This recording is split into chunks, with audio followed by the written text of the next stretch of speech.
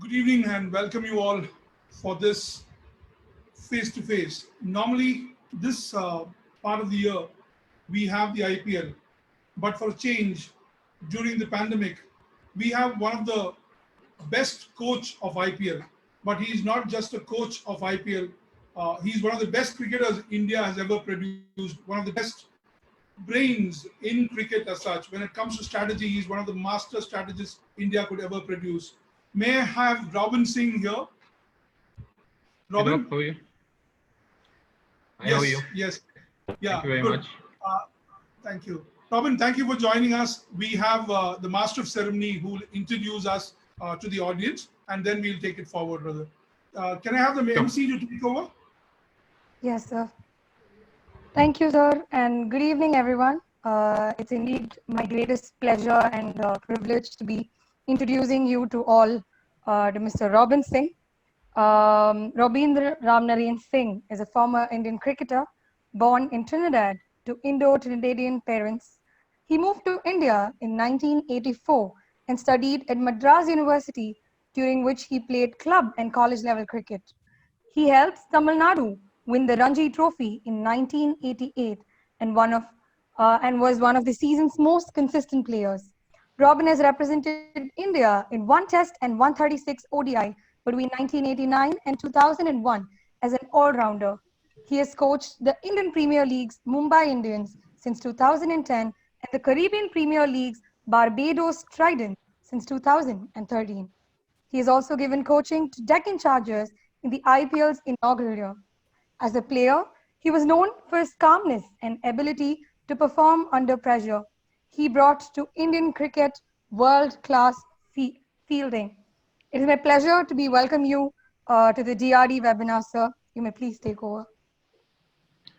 Robin, it's a free hit for you. Go ahead. No, first of all, I want to say thank you again for inviting me for a program. I know it's not the best situation to be in with COVID around, but I just hope that everyone's safe. And I think the key word here for me is patience. Everyone, probably would be a bit restless. Most people have been indoors and trying to really find new things to do. For me, it's been a luxury, if I may say so, and I've actually enjoyed the time out in the past 2 months. I'm certainly looking forward to getting back to on ground work, as you would say. It's a little bit of a challenge for many other people around the world, and I do hope that people understand the seriousness of this and ensure that we do the right things to see how we can actually take things forward and worldwide, not only in India but I think across the globe. Um, Once again, as I said, it's for me, it's really. I normally don't really do interviews much. You very rarely see me doing interviews. I'm not a big believer of these things, but I'm more than happy to engage with you all and maybe share a few thoughts and a few things that I've gone through in the past.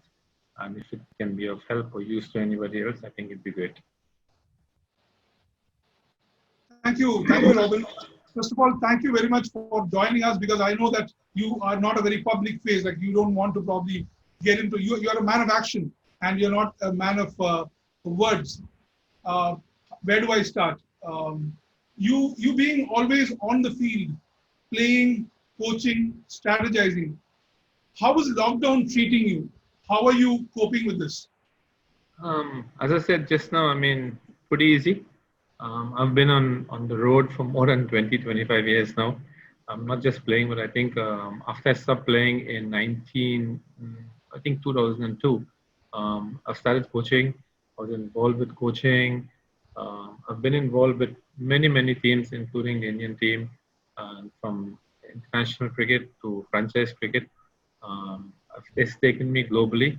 So I've been spending not too much time at home. Very rarely I get a 2 months break. That's like extremely rare.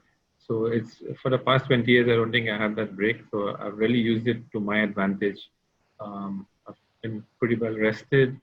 I've done a bit of training at home. I've always had stuff where I can do training myself. In the past, I'm used to spending a lot of time alone, so it's nothing new to me. I've been able to spend a lot of time with my son. He's back from England. He has exams and stuff, plus my family, then my immediate family. So I was fortunate to have everybody around. And then I've been looking at a few things that I've probably missed out on over the years, like things like a lot of current affairs, what's going around the world. I've followed this COVID quite a bit to understand the dynamics of it. And but I mean, I have no complaints. I've actually enjoyed the break, except that most people have been stuck with this. I know it has hit everyone very badly, especially economically. But I think it's important to keep your heads up and stay positive. Okay. Well, post-COVID, how do you see cricket matches to be? How can we hook the viewers, and how do you think you can make players perform in empty stadiums? I think I'd like to go back a little bit, like in the 80s when we played, and I tried to understand this question, and I think we will face this situation quite a lot. So I think the first thing is to understand that there are no crowds, right? And it's an opportunity for everyone to shine. Where you get the most publicity is actually on television and to showcase your skills. These things were not there in the 80s. In the 80s, we had very little publicity. People would come to the ground, and if you look at local cricket, like when we played Ranji Trophy and even state cricket or zone cricket, there really were no crowds. So it is nothing new to people in India. It's just that we got used to seeing a lot of people on the ground. So it is something that probably you have to readjust.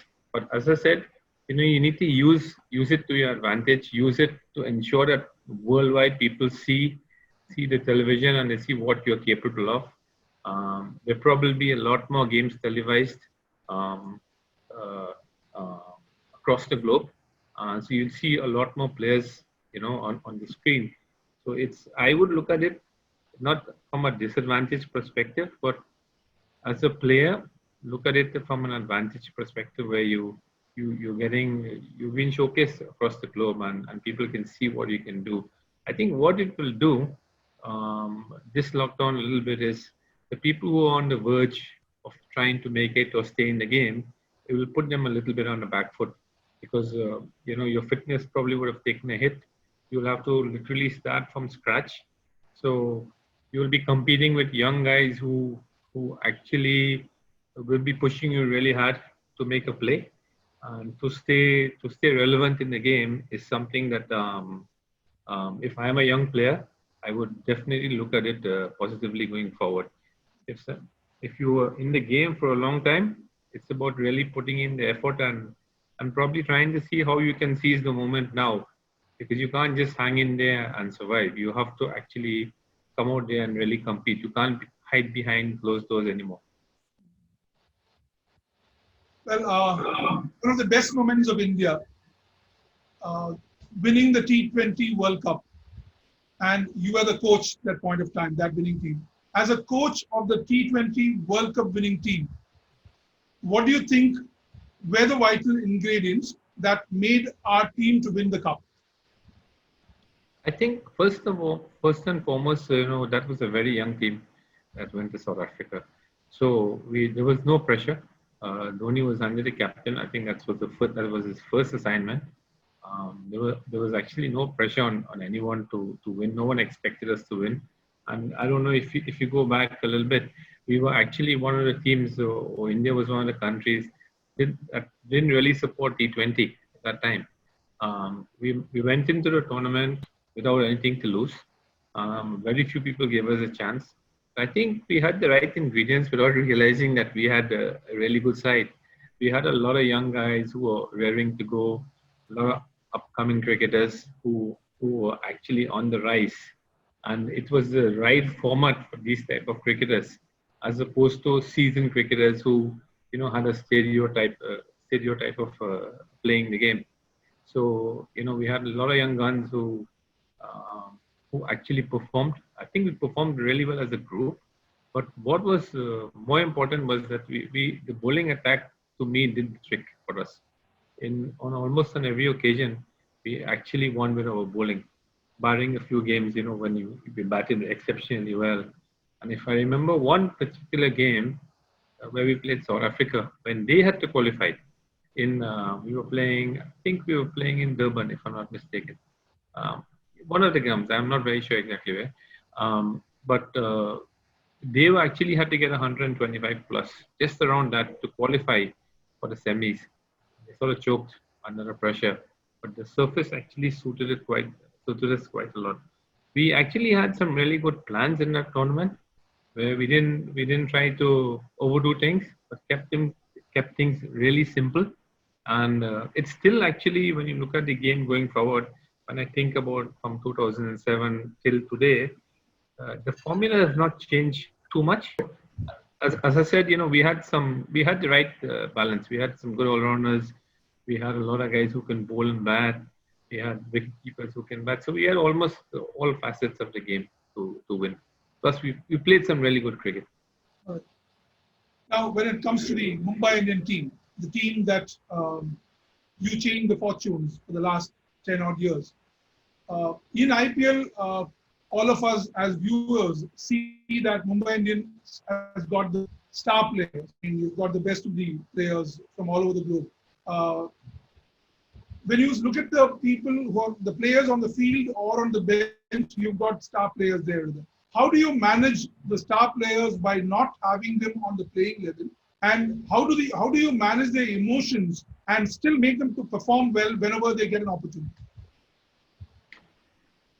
That's quite a few questions in one day, but I think the first thing is most teams have players who are exceptionally good who have to sit on the bench. I think they all know that. So they're pretty much aware that they might be the second player in line to play, or they might be a backup player for, say, like if you have two fast bowlers, he might be a backup player for that. So I think it's important for them to understand the combination that we would like to play. We tend to have a lot of discussions and talks about what we expect. But what is key is to keep these players intact is to ensure that they actually keep their games at topmost level. So whenever there is an opportunity to play, they just fall into line. Now, importantly is, being a professional, you will come across these situations all the time. And if you are someone who is not willing to actually toe the line with the management or what's going on the field, you become a little bit rebellious. And I don't think any one of the franchisees, they would like to have players like that in the setup. Saying that, we do a lot of preparation, we do a lot of groundwork based on people's temperament before we pick a team, because we know it's going to be a bit of a challenge. I think the most important thing, one of the most important things here, is to not try and change people's culture, right? And not try and change how they think too much, but I try and see how they can blend into our system, rather than we trying to blend into to focus, to sort of join hands with the foreign players. Because we have it's probably about 17 or 18 Indian players in each team, plus you have an Indian setup, plus maybe a few foreigners on board. But the players themselves, they are actually from different parts of the world. You have guys from West Indies, Australia. Even these guys are culturally quite different. So the easier thing is actually for them to blend into our setup as opposed to being the other way around. And as a professional, you have to stay mentally alert. One thing I would say is that when we have off seasons, excuse me, when we have off seasons, you need to use these platforms or this 2 months of your time it's not just an international experience, but I think it's as a learning experience to take your cricket forward. So whether you play or not, I think it is how much you can take away from the system here, because it's a very difficult place to play if you don't understand the country per se. We play in Mumbai, it's very different. You play in Chennai, the heat is different. The wicket surface is different. You play in Calcutta, it's different. So it's an extremely interesting learning experience for players if you get the opportunity. If I had the opportunity, to do the same thing when we were playing, I think I would just grab it with both hands. Now, you have played with Sachin Tendulkar, and you have coached the team when Sachin Tendulkar was a player. He was still playing. What will be the communication like between a coach and a player? And when it comes to here, in this case, you and Sachin Tendulkar were playmates, and you are good friends. How exactly you handle that situation? I think I first talked about Sachin and myself as a player. I think when I came into the side, I was much older to him. And so I had a lot of experience. And when I came into the side, it was about playing a role, which I understood from him exactly what I needed to do. And he, what was important is he was somebody who would give you a lot of confidence. It didn't matter how good or bad you are on that day. The important thing is he was extremely positive. He's always been a positive person, and I think the important thing is he allows you to play your game without actually judging, right? Which is very important in India, and for any setup for that matter, because you need to have someone who can trust you to go there and execute your skills. Everyone can't have the same skills, and we do it in different ways. But what is important is to get the result. So I think that's one of Sachin's greatest asset as a person and as a leader per se. As a player, he was very easy to work with. I mean, as a coach come player, we were more than a coach. I think we were good friends, and we still are. And we would actually discuss. So I had no any inhibitions about telling him if I feel that I think you're playing the shot badly, maybe having a little bit of a tough time here, and he would be more than happy to accept that on board and look at it. I think what is really important for people to understand is Sachin was someone who always wanted to take his game to another level. So if there was and he found that there was a flaw, so he was having a bit of a trouble, he would work on that way beyond your expectations. So he wouldn't want to be second best. Well, how do you get a player or a team to perform well when they are not actually performing? There are occasions where they are out of form, or they are not having the right kind of confidence. In some cases, the teams are not performing at all. Rather, how exactly you regroup them and you make them perform well? Yeah, I've played in a few teams like that. I mean, we've not been in such a bad situation, but I think um, it's important to understand what you went out there to do. First of all, you have to re-strategize, if I may say so. You need to go back to the drawing board, refocus on what the plans are, how you think you can win a tournament or win anything that you want to achieve there. And everyone is picked for a particular reason, and everyone has a role, right? So if you have to first see who's playing their role and who is really executing based on what the plans are, and you have to identify the players who are not doing well, and why they have not been doing well. It's not just about identifying; it's about why they're not doing well. How do you rectify that?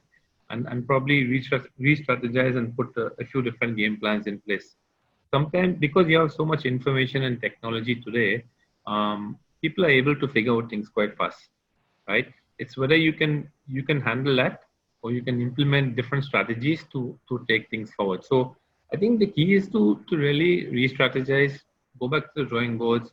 I think franchise cricket is probably a standing example of that, because every game you play, even if it's the same opponent a second time, and you would have beaten them the first time, they will have a plan for you. Even if you have lost to them, you will have a plan against them. So that's why you find it's a bit of a volatile situation. You probably find even in World Cups, for that matter, that if you see most World Cup teams, right, or World Cups, whether it is football or cricket, it becomes really difficult to win these tournaments unless you're switched on that particular day. However well you train, you can lose against any team in these tournaments because everyone comes well prepared.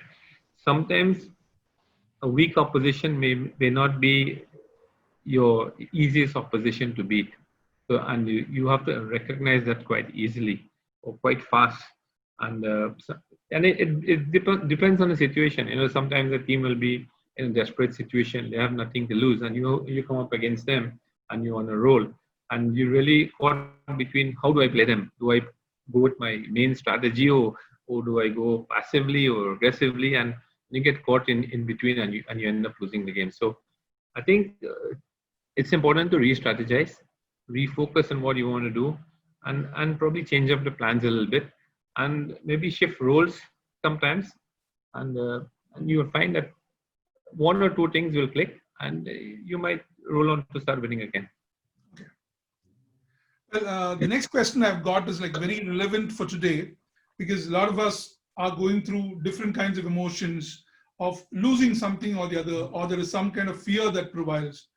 Well, when we go back on your career, you made your debut somewhere around in 1989, and you were dropped after just 2 matches, in spite of you doing exceptionally well on in the domestic cricket wherever you got the opportunity. But how did you keep yourself motivated for the next 7 years before you were selected for the team, for the Indian team? And of course, then you became a permanent member. How exactly that happened? Because a lot of students are here, a lot of them have got different kinds of emotions about what is happening in COVID and things like that. So I think this could be a very important question for all of them. I think what was important is once I got dropped, I realized that I had to again rethink my plans and refocus on how I need to make the team again. If you remember, in the 90s, we didn't have so much cricket. There were very few test matches. There were very few one-day matches. And the team was pretty much set. And what actually made a lot of difference during that period was that we had a lot of company cricket.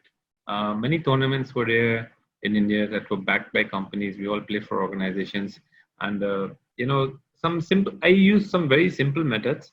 Like in most of these organizations, it was about your performances to get let's say, a hike in money or raise in your salary, or you get a different position to climb the ladder.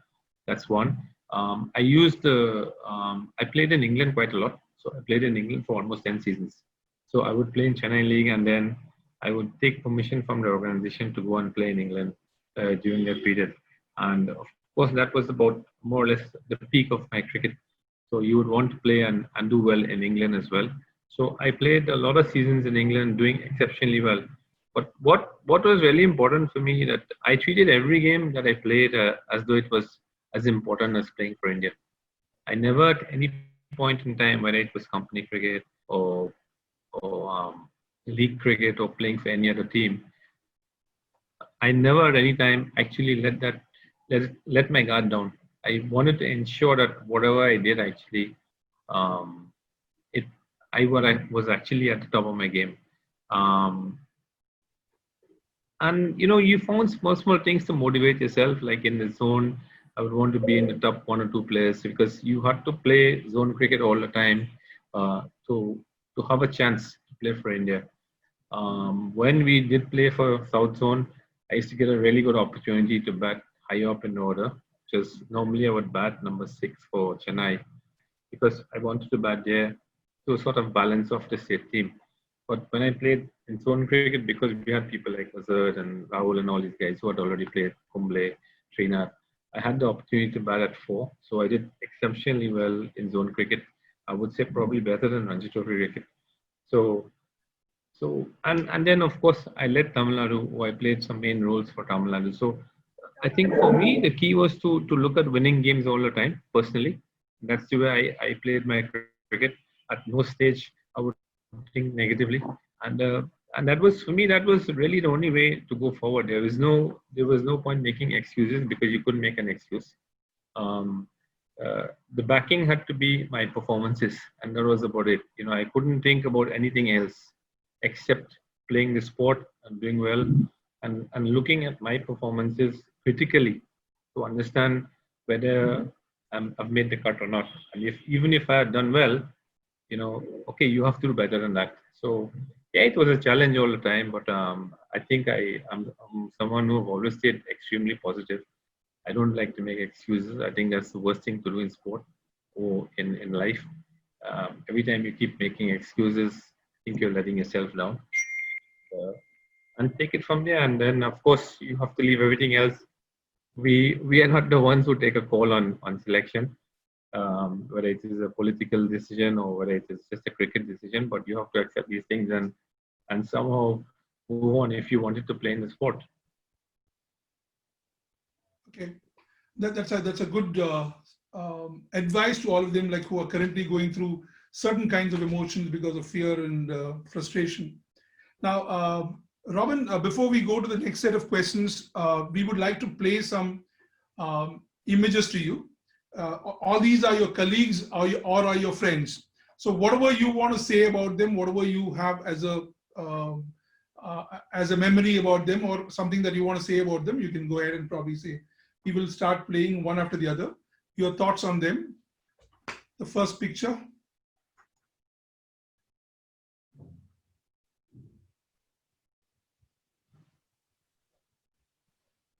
You want me to comment on Dhoni? Yes, every single image that comes up, we would like you to probably say what you would like to say about them. I think he's a very strong-minded person, and he's very sure about himself. Okay, the next. I think he's extremely determined and he's quite ruthless. All right. Meanwhile, for all the viewers, if you've got any questions to probably ask, please put on the chat. We will probably try to address those questions.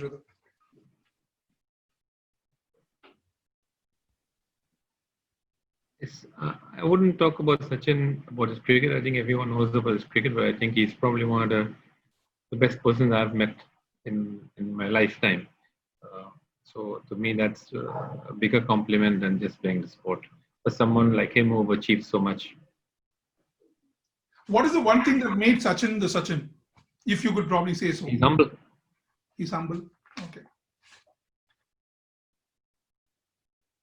I think Saurav did far better than what people have actually given him credit for.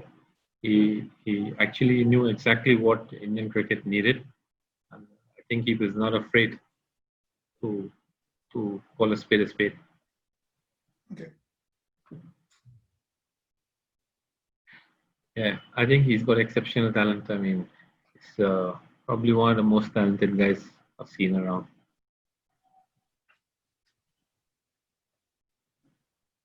Very innovative. Apart from the brilliance that he shows on the ground. Okay. He's destructive. Destructive.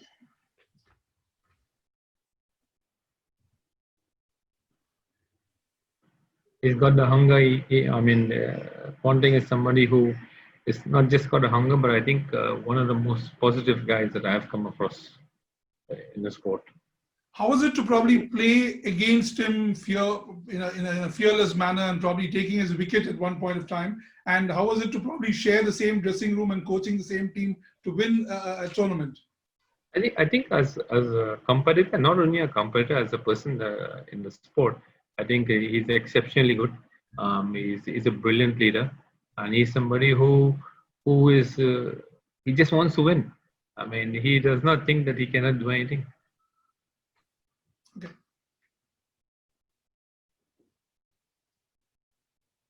I would call him a silent killer. He's pretty sure about what he wants to do, and he's extremely confident. Okay.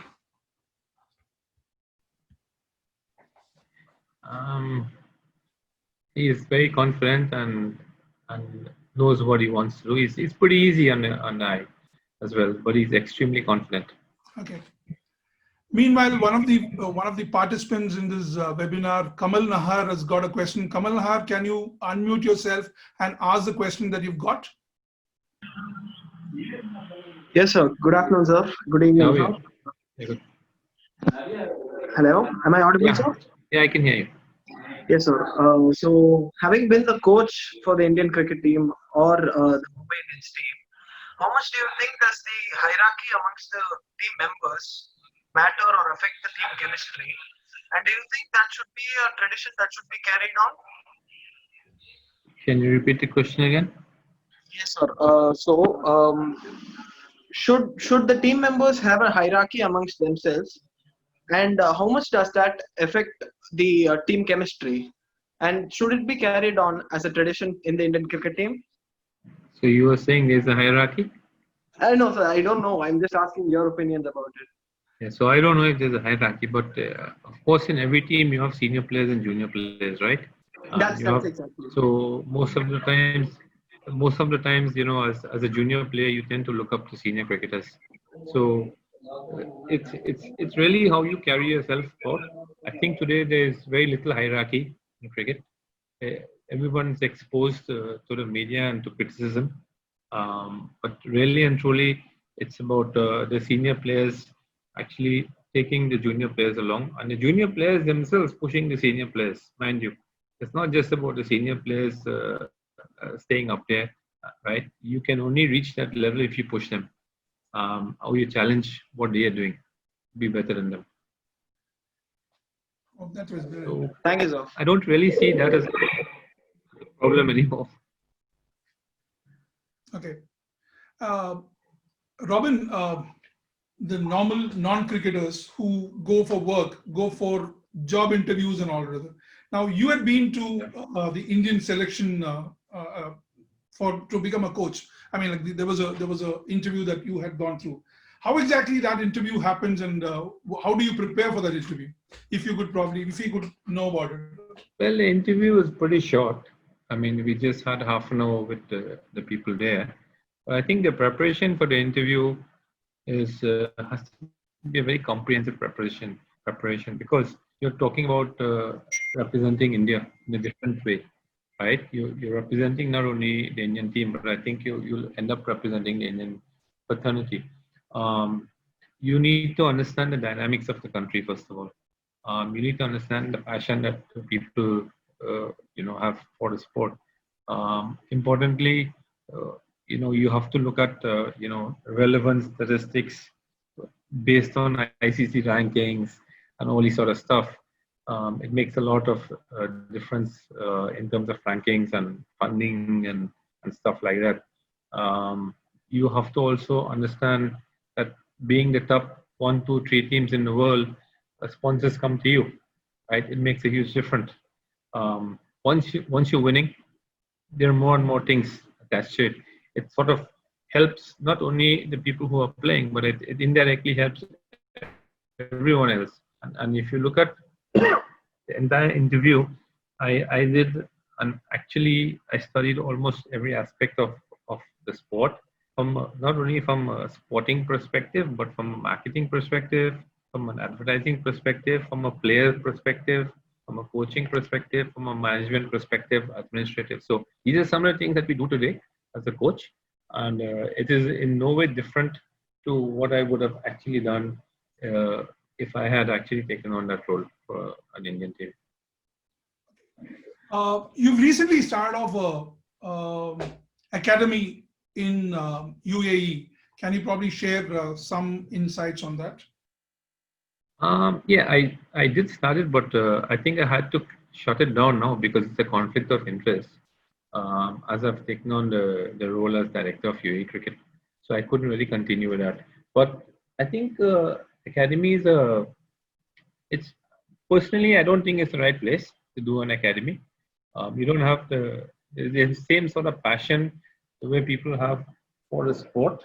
I think globally, more so in India and most of the other countries, there are a lot of expats. So it's they want to make the cut very fast. Cricket is not there is no shortcut to cricket or making it big. It takes you a long time. It takes you minimum 10 years. You start at 13, 14, and by the time you make it, you're about 23, 24. Then you have to carry on from there. So it's not just about making it, right? It's about making it big, carrying on, making a mark when you make it, and trying to help others along the way. So I think these countries, it's not easy for academies personally, based on what I saw. But as I said, it's a conflict of interest. I cannot have it anymore. So in a way, for me, I think it's a blessing in disguise. Now you've seen cricket from Test cricket to one day international, now T20. It has also become a big business conglomerate. I mean, like say today there is a lot of money involved in it. What is the next big thing that you are expecting in cricket? What is the next big change that is to happen? That's a little difficult to say. It really depends on what Because ICC. England has come out with the 100 ball cricket before. I mean, like they've got thoughts on that. That's the reason why. Yeah, I've never seen the 100 format. I've never been involved anywhere at all. So I'll be the last person to be able to comment on that, unless I see the game and you see the appetite for the game and the changes in the rule. Everyone tends to think that the game has become stale, but I think the game becomes changes only because we keep changing the rules. If you look at the sport is, in my opinion, too loaded in favor of the batsman. It's no more a fair contest. I think, and what really disturbs me today in the sport is the grounds have become smaller Mm. because of the advertising packages that you have, and you have these advertising boards that you have to have the grounds 10 meters inside, right? So it takes away 10 meters from the actual playing field. So I think they need to revisit some of the rules, make the grounds a little bigger, get spinners to be a lot more in play among bigger grounds. When you have bigger grounds, you have better fielding. When the grounds are small, if a guy hits the ball, and guys are quite powerful today, they're much stronger, I would say, physically. They have better bats, they have better equipments. And then you're playing with new balls. You're not playing with old balls. You're playing hardly 20 overs. The ball is still pretty new. And then you have in one day cricket, sometimes you play with two balls. So the rules actually have actually changed the game to a large extent, right? So if you take the game back, say 15 years ago, and you have the same rules, right, with the same players, it'd be interesting to see what happens actually. See, today we are talking about, I don't know how many people know, but we are talking about, well, you can't put saliva on the ball because of COVID. But if I may remember very clearly, I know when I was growing up as a small boy, they used to have what you call two-piece balls, where you have two pieces of leather instead of four pieces, and the ball is just doing a lot more. So maybe that is something they can go back to, just to counter this situation till they find a cure for this virus. Is there Mithun who has got a question next?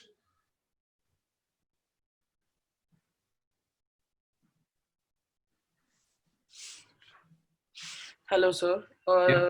You had you were coaching. You had your own coaching academy, and you were teaching the youngsters. What piece of advice would you give the next generation of cricketers?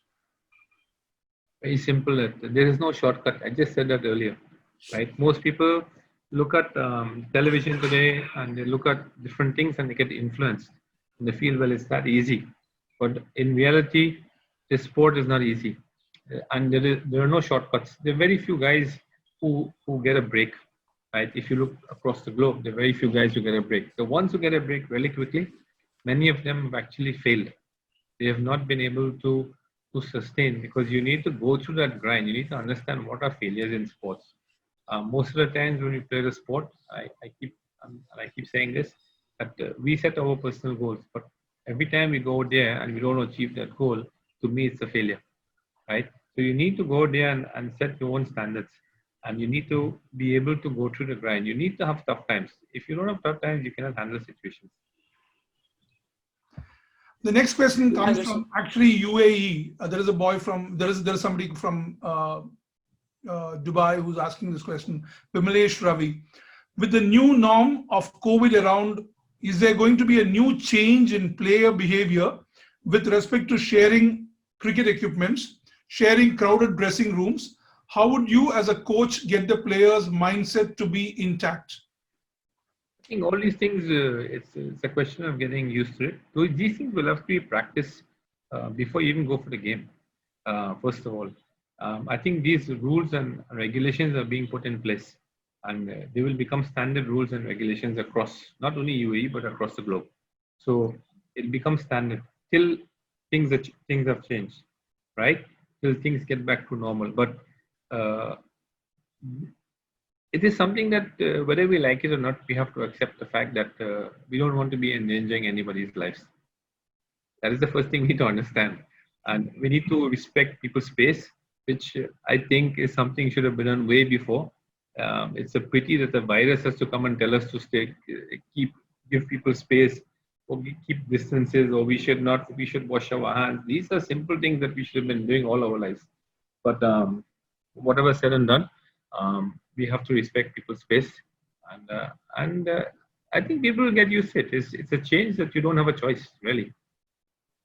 The next question comes from Devadarshini. Could you switch on the mic and ask that question directly, Devadarshini? Yes, sir. So, good evening, sir. Yeah. Very much. So, you had been the coach of United States women's cricket team at World Cup qualifiers team in Bangladesh. So, can you please share that experience of coaching them and give a small tip for the girls who loves cricket? Yeah, that was a pretty good experience. I mean, it was the first time I ever coached women, and it's you have to actually. I don't want to use the wrong word here, because it was you have to rethink how you work. Probably have to sort of not work at the sort of pace that I would work for men's cricket. If you see most of the women cricketers today, they try to play with boys who are 14 or 16 to try and get their levels up.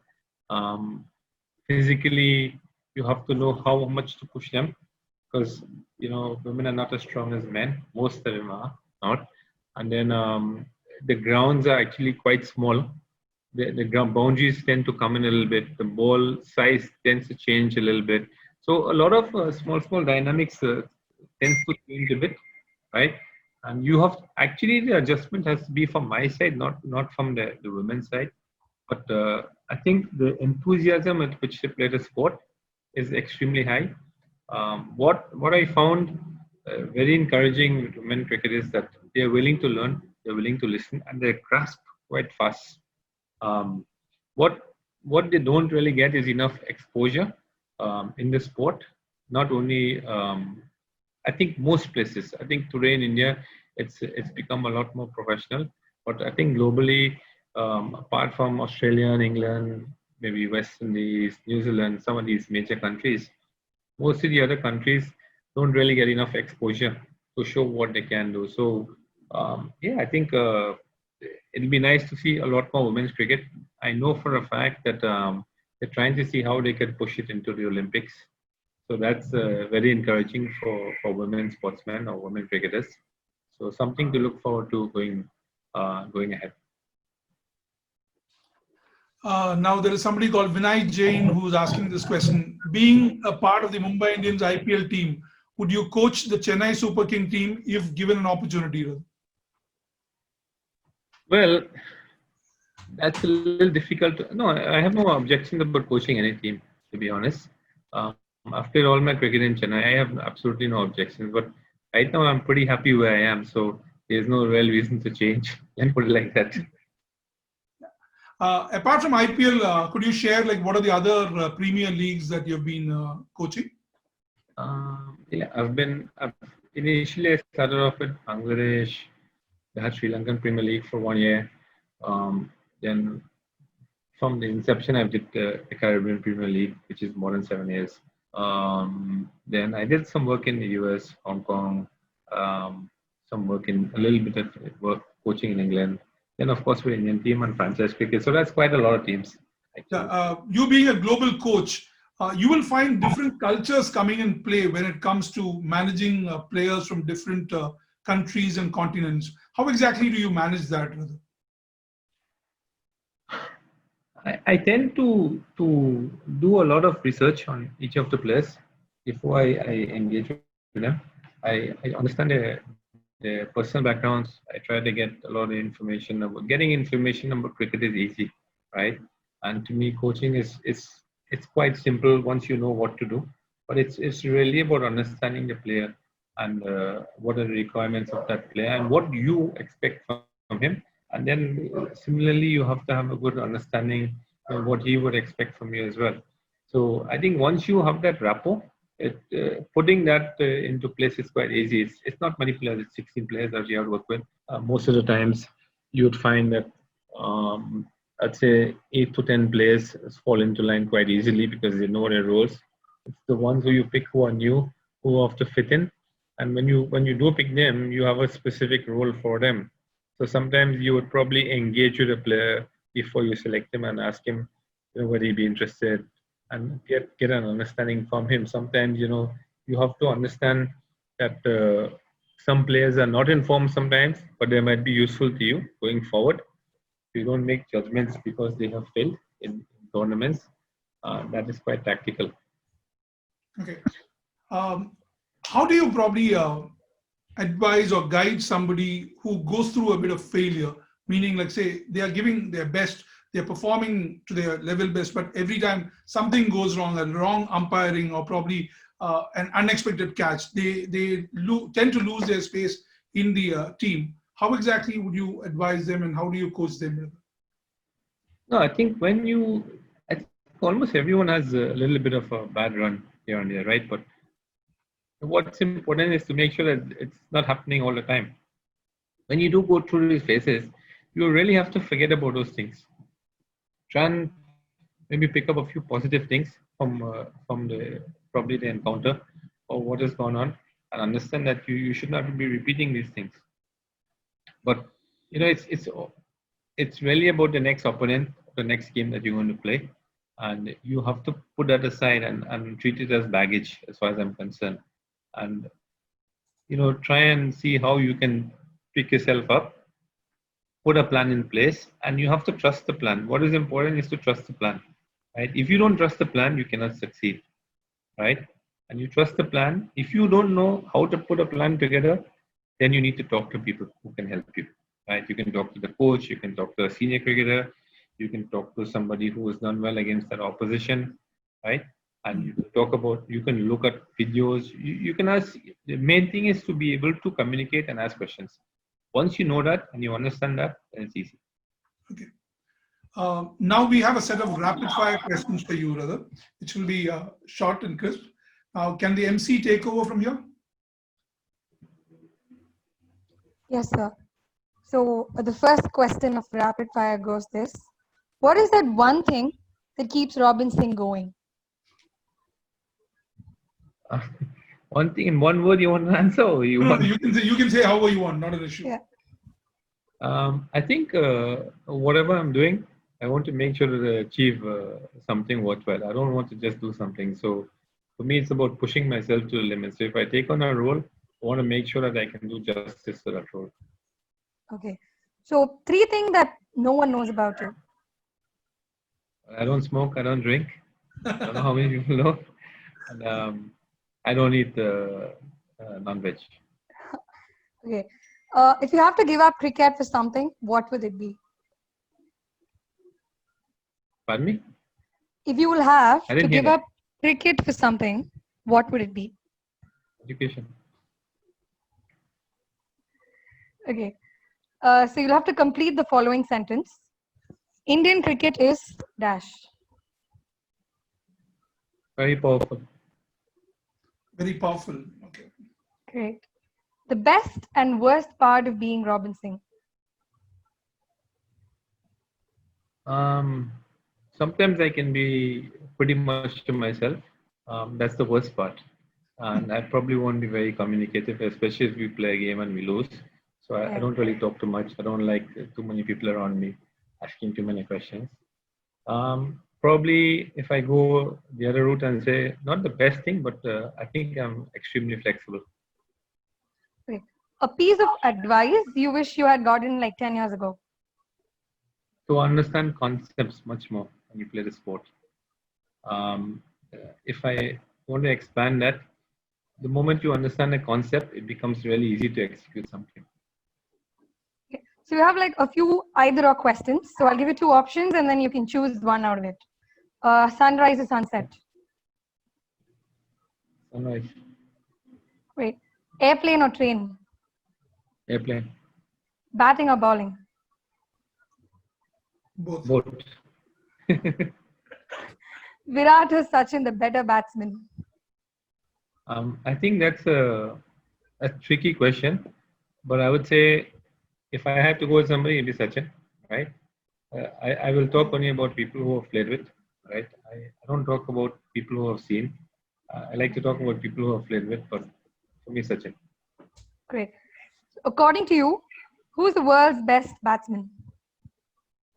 Oh, again, that depends on eras. It's very difficult to say who is the world's best batsman. But I think there are a few standouts that I can talk about that I have seen in my time and I've played with, right?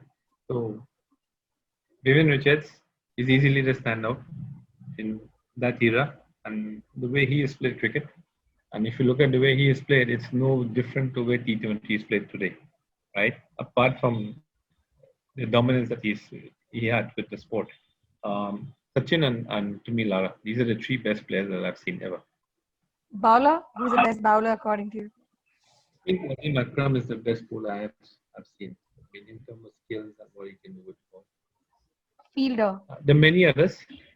Yeah. Fielder, I have played with, and I can talk about, again, I'm talking about people who have played with. John T. Rhodes was really good in where he would field, but I think one of the best all-round fielders I've ever seen is Atharuddin. Captain?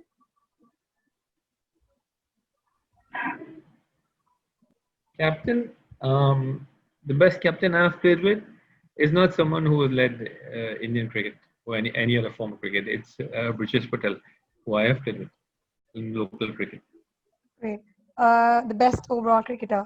The reason I say that is, to me, in the formative years of your cricket, right? It's who are the people who made those differences when you played, and these are the people that I remember most. Okay. Best cricketer according to you? As cricketer, that's On the whole. on the whole, that's a very generic question there. There is Whom no, you admire the most? yeah, I think Sachin is definitely one of them. Yeah, probably Sachin to a large extent. Not because of what he's achieved. Again, I'm saying what he's achieved is is mountainous. But I think the way he went about things and the way he is today and the way he's carried himself after the sport, with so much fame in this part of the world, I think there are very few people who can match that. Great. So, lastly, which is the best cricket team according to you? Best cricket team, West Yeah. Indies, 1975 onwards. Clive Lloyd, Great. led by Clive Lloyd. One last question, brother. Rahul Dravid, the wall. About him, your words. I think he was exceptional. I think he's somebody who actually gave you a lot of confidence when you're with him in the dressing room. He's somebody who a lot of confidence, a lot of stability, and he was exceptionally sound, as we would say. MC? Yeah. If you will have to erase your memory, what is that one thing you would easily erase? What's that? Yeah. If you will have to erase your memory, what is that one thing that you can easily erase off, like right away? I think probably when we lost the test match in Barbados in 1997 against West Indies, we had to chase 120 and we lost the test match. That's definitely one of the things that I would like to change around. The other thing I would like to change is the fact that we lost the finals in Chennai in 1995 when we played against Karnataka. Okay. Your last question. Out of 10, how much would you rate our Indian women's cricket team? 6.5. Cool. Thank you, sir. Well, Robin, I've seen you playing cricket, and today you exactly played the way in which you played your cricket, brother. Nobody would have seen Robin's this side of him, brother. Thank you so much for participating in this program, brother. I know, like, you don't take part in any of these, and Thank you so much. Thank you again, brother. Thank you. Thanks again for having me. Thank you. Okay.